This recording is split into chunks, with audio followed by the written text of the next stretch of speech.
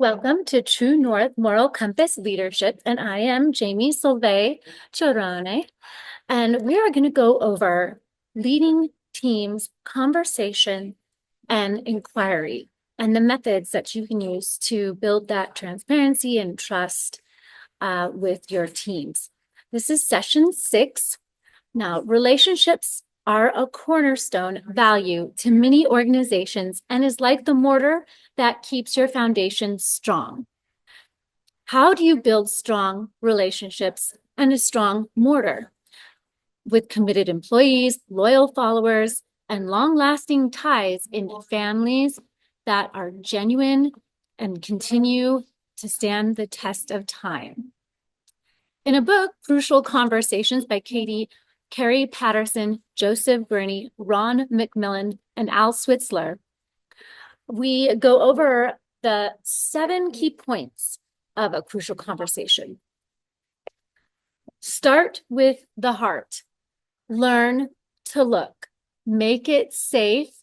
Master my stories. State my path. Explore other paths and move to action.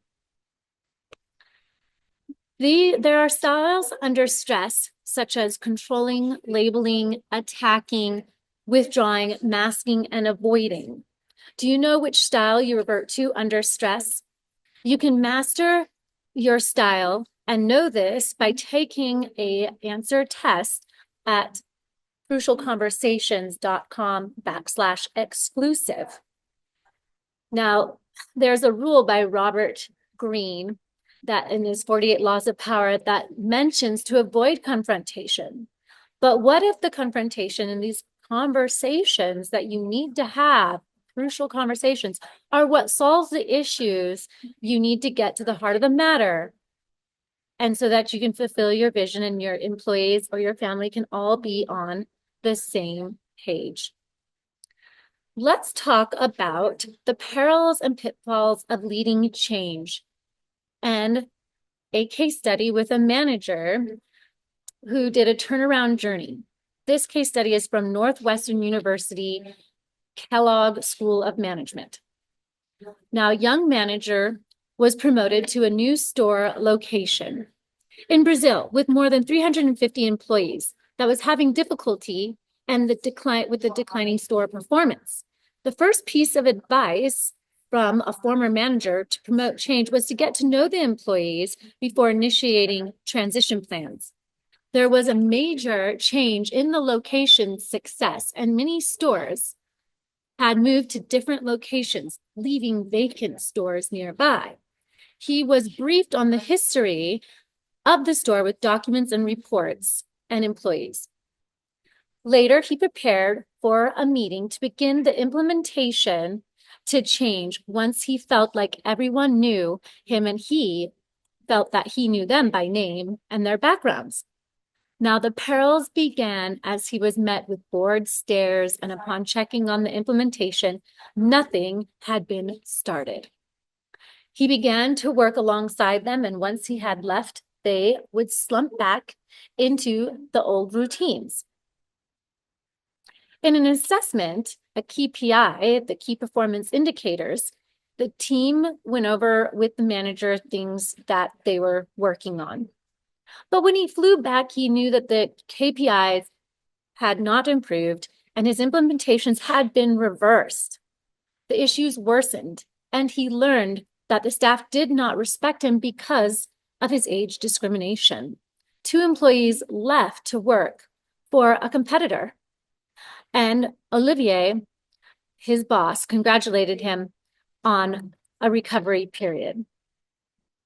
So Olivier was the store manager, and in trying to do a turnaround with declining performance, met some obstacles with the team that was not respecting him.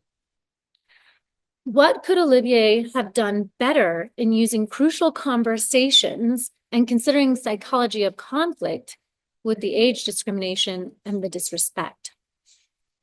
In the solution, establish mutual purpose in a respectful and private situation. Olivier could ask, "How do you see it?" and then state the path. He could finish clearly In the first meeting, Olivier could also have engaged explicitly and expanded on the purpose and the path. When making decisions, command, consult, vote, consensus, and finish clearly. Olivier could have put decisions into action, more affirmative action with this age discrimination, so that they didn't walk all over him, disrespect, and not follow through with the KPI.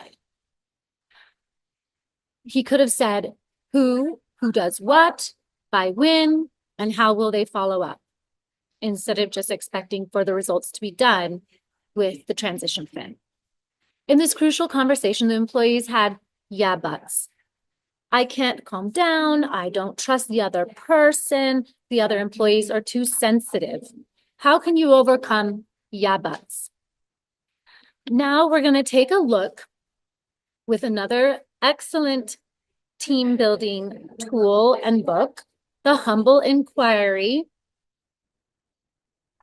The Gentle Art of Asking Instead of Telling by Edgar H. Chien.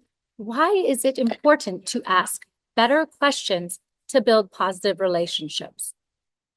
And now, relationships being a key cornerstone to your moral compass and the success of your business.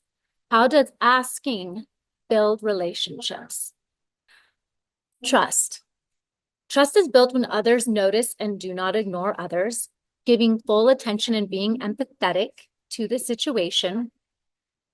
It is important for the journey of teams to also have full disclosure, having an attitude of interest and curiosity, and make others feel safe is what the team leader does in implementing the vision and the development plan. There are certain quality traits of the leader. Basic humility. Optimal humility is based on merit and time in a career with mutual respect. There is here and now humility as well, and dependent humility.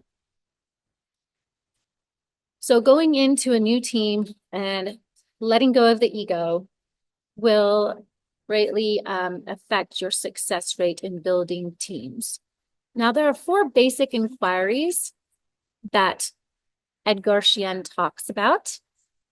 1, humble inquiry, being vulnerable and maximizing the experience by helping others feel accepted, that you are genuinely interested and it's non-threatening.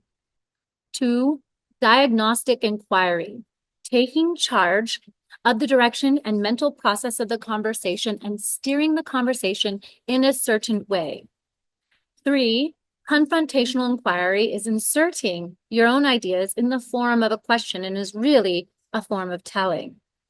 Process orientation inquiry is shifting conversation onto the conversation. A great diagram that we studied in our psychology of conflict is the Johari window, the 4 parts of a socio-psychological self. This is how others see you and how we see ourselves. We each enter a relationship with a cultural, accepting, and open self. The blind self in the Johari window is the tonality, the gesticulations, clothing, cadence of speech and body language. These 2 windows are known to others. And then there is a window pane that is only known to self. The insights of what others really think of us is called our concealed self. These truths might hurt and are not revealed often because they might offend. The unknown self is what we conceal from others. Another great example of managing well, we're going to take a look at one of our star players in society, in the world today. Someone who knows how to manage conflict well is Elon Musk of SpaceX, Tesla, Twitter, Boring Company, Neuralink, and Musk Foundation. And they are creating gigafactories, massive tunnels, spaceships, to engineering food that is being grown on Mars, and much more. There is a well-known fact within the Musk organization of something called Elon time, which is light years faster and more productive than normal companies. If a company wants to be on Mars in 50 years, Elon time will do it in 5 years. So how does Elon Musk lead teams in conversations with inquiry and building these teams? He does this with his subordinates and employees to see the vision and grasp the concept of what his goals are. He has mastered these conversations, inquiry, and leading with wisdom. And in a recent interview with Elon Musk, one could see him divert with a sense of humor. The New York Times journalist that was trying to debunk him, or the marketing team that wanted to slam his organization. He has a charm, a sense of humor, and can win you over with the twinkle in his eye. Known as the next Steve Jobs for catapulting the 21st century into the outer space and energy efficient technology. With his brain sleeve innovation, digging tunnels for transportation to the Falcon spaceship. There is not ever a dull moment. You can't ever really say he is boring. Morals. What are the morals of Elon Musk? Morals can be intimidating and attractive.